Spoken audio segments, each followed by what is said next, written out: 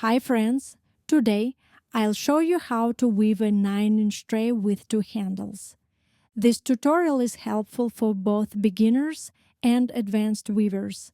My name is Alina and you are watching the Weevyn channel. Don't forget to subscribe. Let's get started. Here's what you'll need. Approximately 180 moistened paper vine rods, cutters, polymer glue, knitting needle, elastic band, clothespins, ruler, sewing pin. You'll also need a solid form to weave the tray on. I'm using a glass tray with edges from IKEA. Its measurements are bottom diameter 8.5 inches, walls 3.5 inches. Please don't forget to watch the video on our channel about how to moisten the rods and how to store them during your weaving project. The quality of your finished piece depends on this preparation. I wrap my moistened paper vine in a paper towel and a plastic bag to keep it from drying out. Before we start, let's trace the bottom diameter of our solid form on paper. We'll use this as a reference while weaving the tray bottom. Place your form on a sheet of paper and trace around it with a pencil. Remove the form. This circle becomes our template for the tray bottom. For the base, we need 6 rods arranged in a cross formation at the center of the circle. You'll notice these rods aren't long enough for the walls and border finish. It's better to make them longer now than to splice them later. Take 6 more rods. We need 12 total for the cross base. We'll create 6 long rods from these. Take 6 rods and cut the twisted ends at a sharp angle. On the other 6 rods, trim the butt ends flat. Add glue to the trimmed butt ends, starting with 2 rods. Take another rod with a cut twisted end, press and fold the cut end. Then insert it into the glued butt with twisting motions. Press the splice point firmly to seal the glue inside. Do the same with the remaining rods. Set your extended rods aside.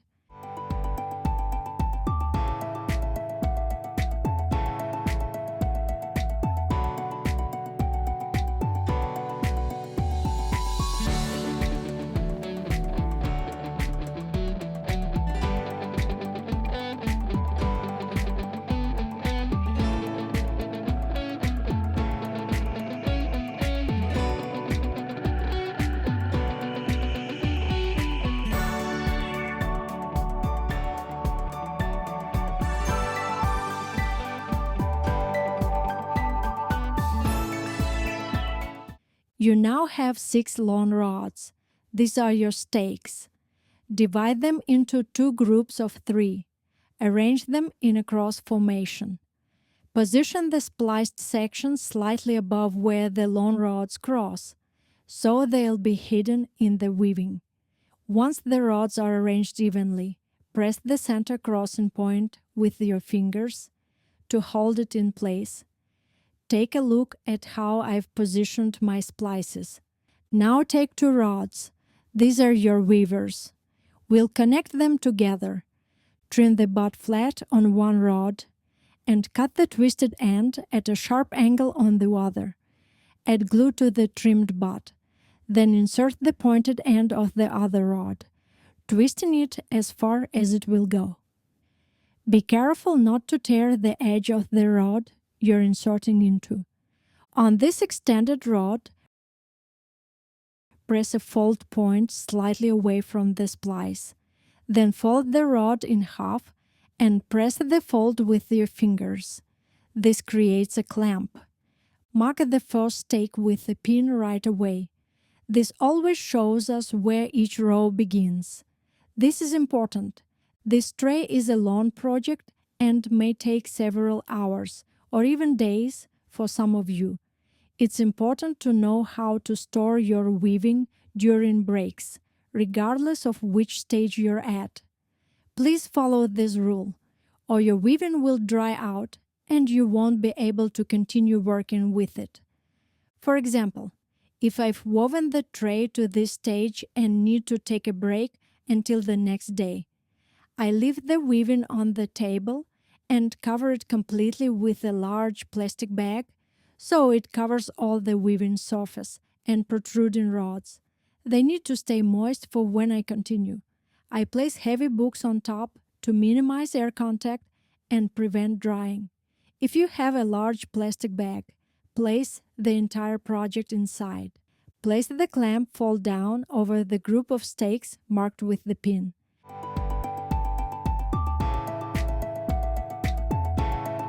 The cross formation may come apart. Adjust it. Position the clamp at the splice point and pinch the spot with your fingers. Adjust the splice points on the other long rods so they don't shift to the center, allowing you to hide them in the weaving. Hold the weaving in your left hand. This gives you better control over tension in both the weaving and weavers. Make sure the clamp sits snugly against the first stakes. These instructions follow a right-handed approach. Left-handed weavers, feel free to mirror everything. Work in the direction that feels most natural to you. We'll weave the entire tray bottom using pairing. Start in the first stroke, take the lower weaver, and pass it over the next group of 3 stakes. Take the upper weaver under this same group of 3 stakes. Check your work. The weavers wrap around the triple stake from both sides. Remember, keep the first rows tight or your weaving will be loose. Turn the weaving and continue this pairing pattern until the end of the first row. Notice that the triple stakes should lie in a single row, not stacked on each other. We've reached the last stroke in the first row. It should cover the spliced long rods. If needed, pull these long stakes in the right direction, so they fall under this stroke of weavers. Perfect! The splices in the long rods are invisible from both the right side and the reverse side. We'll weave this tray in a spiral, so we won't close each row before the pin-marked stake. First row complete. Note, you can weave on a table. Pressing the weaving down to keep it stable or hold it in your hands. Choose what works best for you. The second row begins at the marked stake. In this row, we'll separate the stakes and wrap each one individually. Spread the first 3 stakes as far apart as possible and wrap them separately. Take the lower weaver and pass it over the next single stake. Take the upper weaver under this same stake. Pull the stake strongly to the left to make room for laying the lower weaver as close to the weaving as possible. Keep the tension. Hold the next stake straight and wrap it from both sides with weavers, laying the lower weaver carefully beneath it. Then pass the upper weaver under the third stake, pulling the stake to the right to make room for the weaver beneath it. The lower weaver goes over this stake. All 3 stakes should be spaced evenly. In the second row, pack the strokes as tightly as possible to avoid gaps in the weaving. Separate the remaining triple stakes the same way. This is challenging, but you'll get better with practice. I use my left index finger to guide the weaver behind the stake so it sits nicely and doesn't stick out.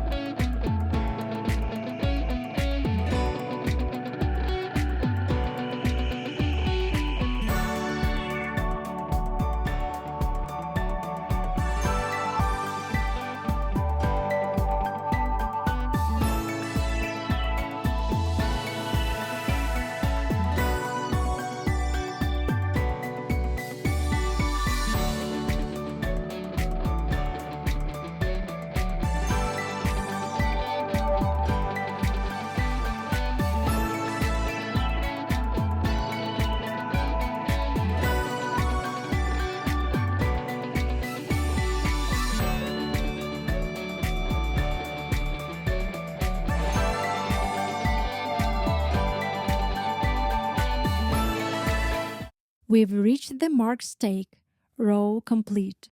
Continue pairing for the third row.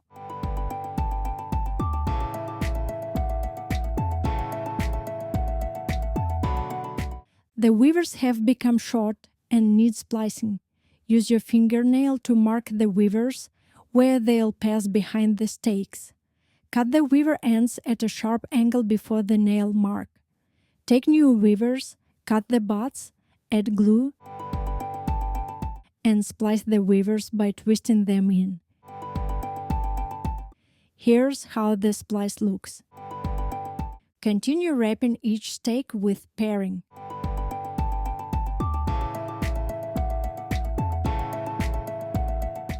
Look at how the splice appears on the reverse side.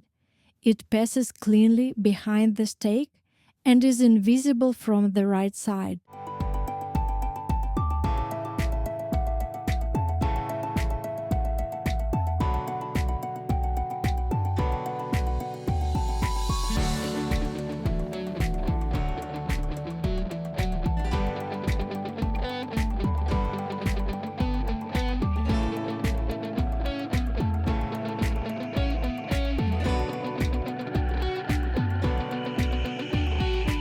Third row complete. We're weaving the fourth row, continuing the regular pattern, alternating weavers up and down. It's better to weave on a cloth or paper base. This ensures smooth movement on the table and prevents the reverse side from getting damaged by friction on hard surfaces. Again, the weavers have become short, so we splice them. Fourth row complete. Please weave the fifth row on your own.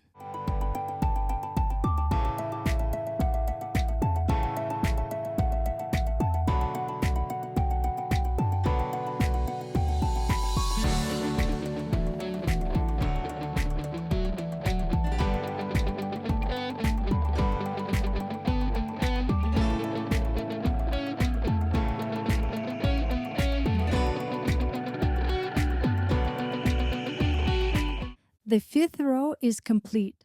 Check the spacing between stakes. It should be even. The spacing between stakes has increased significantly, so we'll add more stakes by doubling the existing ones. Take 12 new rods. First, let's cut the twisted ends on just 3 rods at a right angle, not a sharp angle. We'll add all new stakes to the right side of the existing stakes. Take one rod and place it next to the existing stake and on top of the lower weaver's stroke. It's not inserted into the weaving between strokes. It rests on the lower weaver's stroke and leans against the stroke from the previous row. No glue needed. The rods will hold in place from the following weaving strokes. Don't worry about this. With my left index finger, I hold the new rod next to the existing stake, while my other hand makes a stroke with the weaver over both of them and passes the weaver behind the next stake. This stroke should secure the added new stake. Hold the weaving, maintaining tension in the weavers. At the same time, take the next new rod with the cut end and position it next to the existing stake.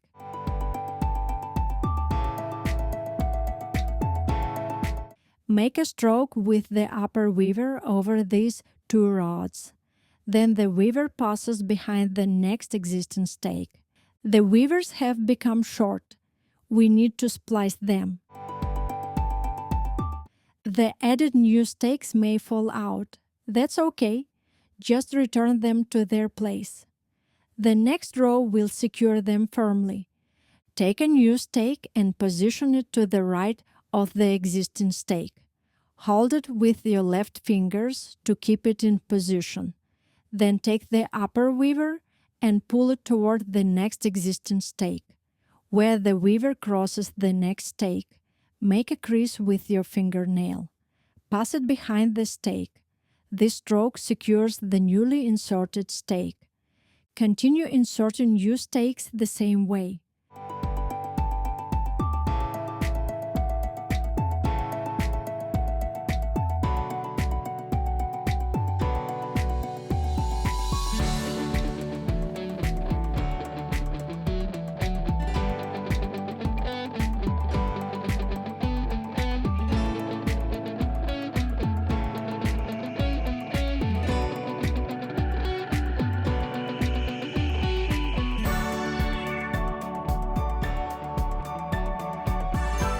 If this method of adding new stakes is too difficult for you, I'll show a simpler method using two rods. Take two rods and cut the twisted ends at an angle. We'll insert the new stakes into the weaving. Use the needle to make space in the weaving to the right of the existing stake and insert the new stake there. It's immediately well secured. Make a stroke with the upper weaver over them.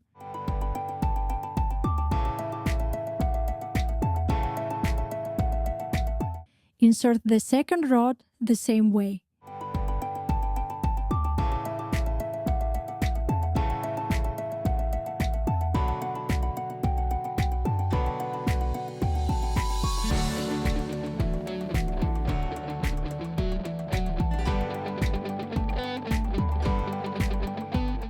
I'll continue positioning new stakes using the method I started with at the beginning.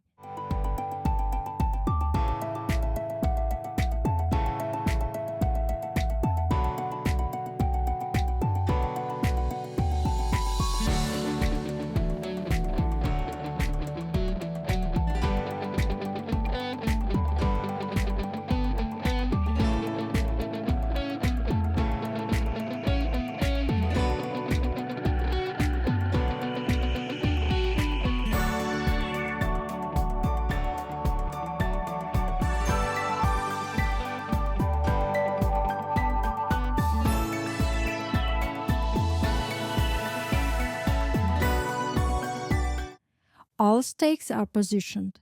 The next row of weaving will secure them firmly. Maintain tension in the weavers.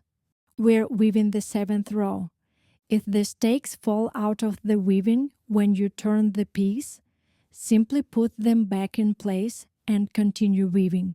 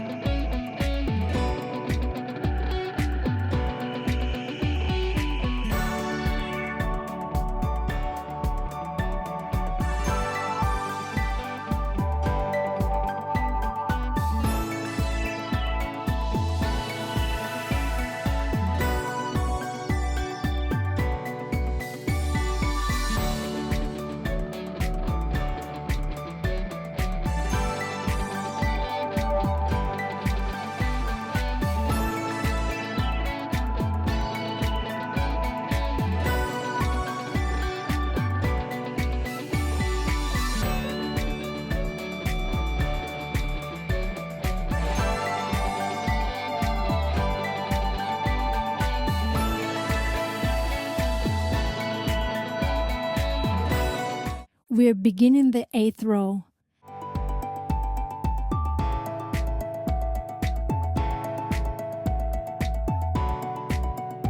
The weavers have become short. Splice them. Cut the weavers at a sharp angle and add glue to the new rods. Pay attention. I couldn't splice this weaver. There wasn't enough room in the butt of the new rod, and the pointed end wouldn't twist in. As a result, the pointed end got crushed and became soft. The splice won't work. I took a new weaver. I unraveled the weaving 2 strokes back to where the damaged weaver was behind the previous pair of stakes. I cut both weaver ends at a sharp angle, removing the crushed sections. To save time, I position both splices at the same point, so both weavers need splicing simultaneously. Prepared the pointed end, pressed and folded it in half, inserted it into the rod, and pushed it in with twisting motions. Success! Continue weaving. Look at the splices on the reverse side. They pass behind the stakes. Keep weaving.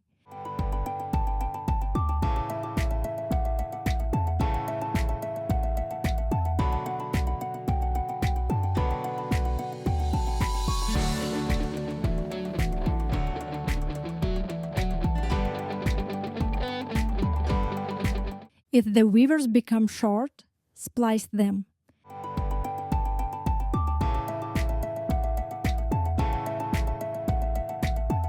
Eighth row complete.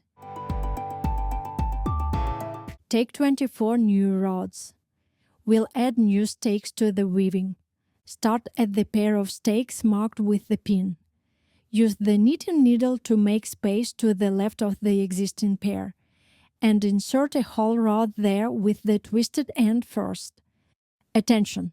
Don't cut off the twisted end. Then make space on the right side with the knitting needle, and insert a new rod all the way. I'll move the weavers up and out of the way, while I continue inserting new stakes around the circle. Add 2 new stakes to each existing double stake pair, one on each side of the existing pairs. If the twisted end is too soft, replace it with another rod, and use this one elsewhere in your weaving.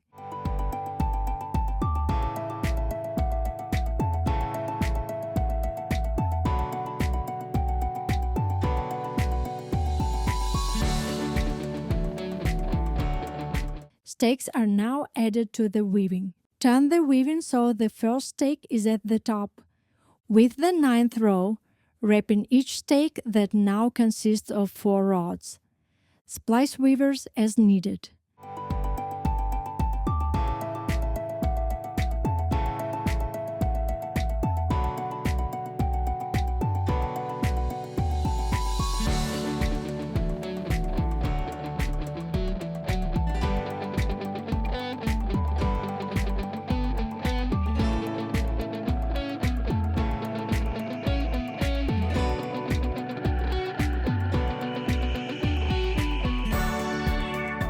Ninth row complete. Weave rows 10 through 12 on your own.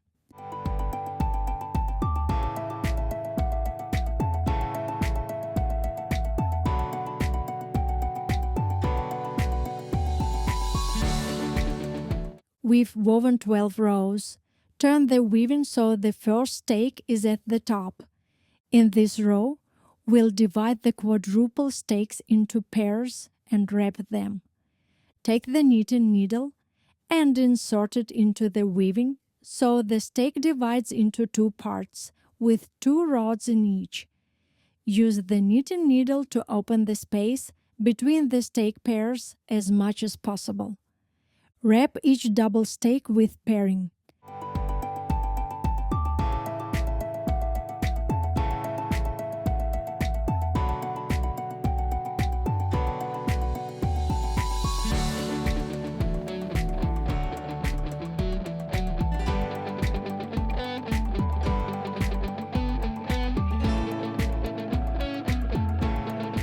Continue separating stakes into 2 parts and wrapping them to the end of the row.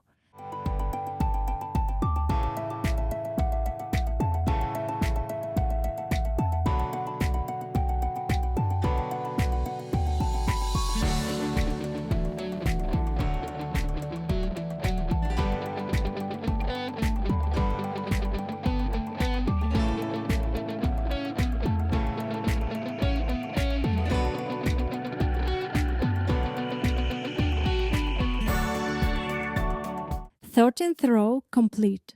Beginning row 14. Our main task in this row is to even out all the stakes. The spacing between them should be uniform and equal.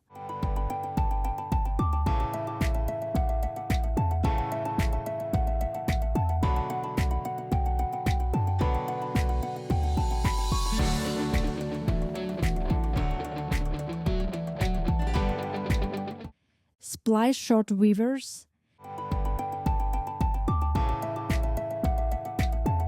Weave and adjust the stakes, setting them in the correct even direction.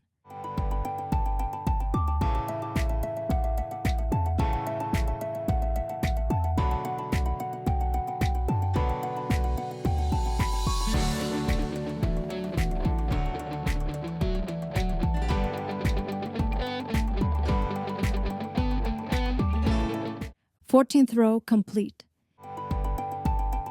Let's check our weaving against the paper template. To reach the size of my bottom, I need to weave another 1.5 inches, which is equivalent to 8 rows. If your bottom is smaller or slightly larger, your row count will differ. Please determine this yourself. Since this will be a regular pairing, I suggest you weave rows 15 through 22 on your own, at your own pace.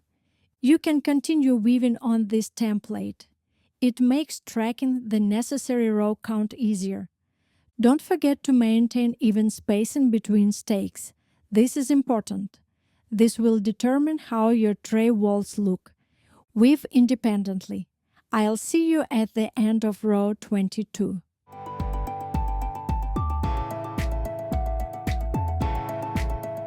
We've finished weaving row 22. Place the weaving on the paper template. The last row in the weaving should end at the template's outline. Also place the solid form on the weaving to verify. Perfect. The weaving shouldn't be smaller or larger than the bottom of the solid form. Here's how it looks from the side. The weaving doesn't bulge. Trim the weavers and tuck them into the weaving. Cut the weaver that passes behind the last stake before the pin marked stake. The trimmed end should be about 1/2 inch from the stake it emerges from. Then cut the second weaver that passes behind the pin marked stake. Tuck the cut weaver ends behind their corresponding stakes. Turn the weaving over. It's easier to tuck the weaver's ends on the reverse side. The reverse side is where you can see all the rod splices, like this. Start with the rightmost weaver. Make space with the knitting needle to the left of the double stake. Crease the trimmed weaver where it will bend.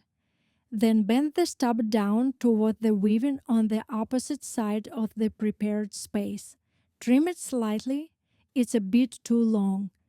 Using your finger and the knitting needle, push the bent end into the prepared space in the weaving as deeply as possible while maintaining overall weaving tension.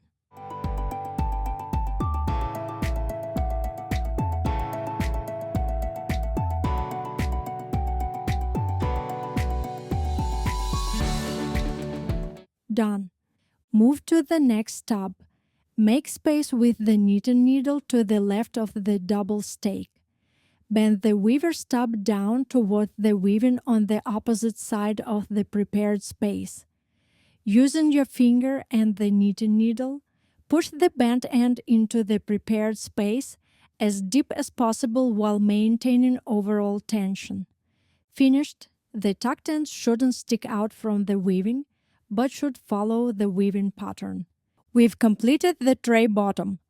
Watch part 2 for weaving the walls and handles of the tray.